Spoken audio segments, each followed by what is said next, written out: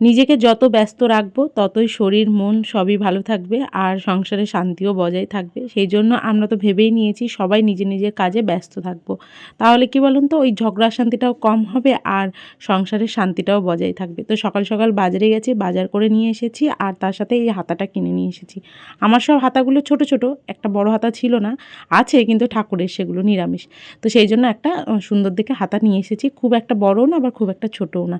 তো সেই নতুন হাতাটা দিয়ে আজকে সংসারের সমস্ত রান্না বান্নার কাজকর্মগুলো করব। ওই নতুন নতুন জিনিস হলে যা হয়, মনের ভিতর একটা আনন্দই থাকে। আর আমার তো রান্নাঘরের জিনিস হলে বা সংসারের যে কোনো জিনিস হলে সেটা মানে খুবই ভালো লাগে, কতক্ষণে সেটা ব্যবহার করব এরকম একটা ধারণা।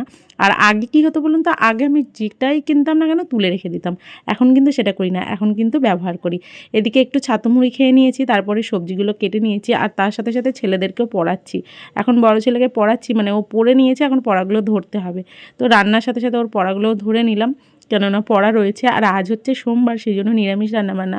আর আজকে সোমবার, আজকে একটা ভুল করে ফেলেছি, সোমবারে যে নিম বেগুন খেতে নেই সেটা তো আমি জানি না। খাওয়ার পরে শুনলাম যে সোমবারে নিম বেগুন খেতে নেই, যেহেতু আমি শিব পুজো করি সেই জন্য। তো ভুল যখন হয়ে গেছে কিছু করার নেই, ভুল করে ফেলেছি, ঠাকুরের কাছে ক্ষমাও চেয়ে নিয়েছি। আর সারাদিনের মধ্যে একটু সময় পেলে ঠাকুরের নাম করি। সন্ধেবেলায় সমস্ত কাজ সেরে ছেলেদেরকে পড়তে দিয়ে গেছিলাম মায়ের বাড়িতে।